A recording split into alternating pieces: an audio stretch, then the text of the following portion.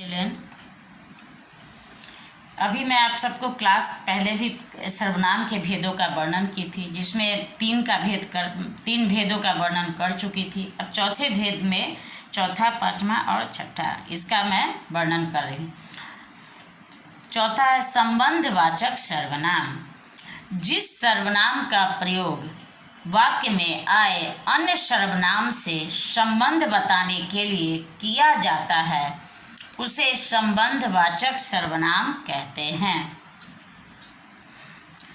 उसे संबंधवाचक सर्वनाम कहते हैं। जैसे जैसा करोगे वैसा भरोगे, जैसी करनी वैसी भरनी।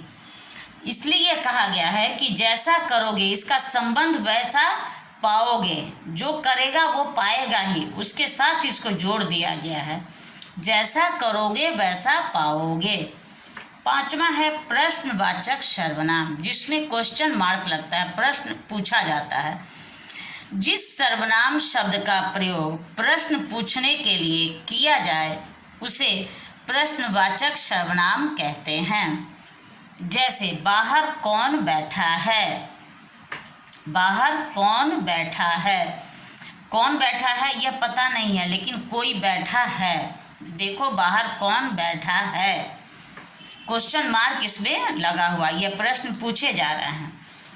छठा है निजवाचक सर्वनाम, जिसमें अपनत्व जाहिर हो। जिस वाक्य में अपनत्व जाहिर हो, निज अपना। जो सर्वनाम शब्द वाक्य के कर्ता से अपनत्व का बोध कराते हैं उसे निजवाचक सर्वनाम कहते हैं। जो सर्वनाम शब्द वाक्य के कर्ता से अपनत्व का बोध कराते हैं उसे निजवाचक सर्वनाम कहते हैं। जैसे दादी ने खुद पत्र लिखा। दादी का संबंध हो गया खुद से। दादी पत्र किसने लिखा, तो दादी ने खुद से पत्र लिखा। इस वाक्य के द्वारा हमें यह स्पष्ट हो गया कि यह निजवाचक सर्वनाम है। अभी मैं आप सबको इतना पढ़ा दूँ, आज यह सर्वनाम समाप्त हो गया है। इसको विस्तार पूर्वक से इसको अध्ययन भी कीजिएगा और लिखिएगा भी।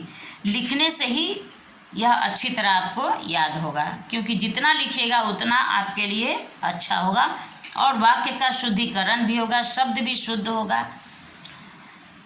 फिर मैं अगले क्लास में ग्रामर का दूसरा चैप्टर पढ़ाऊँगी।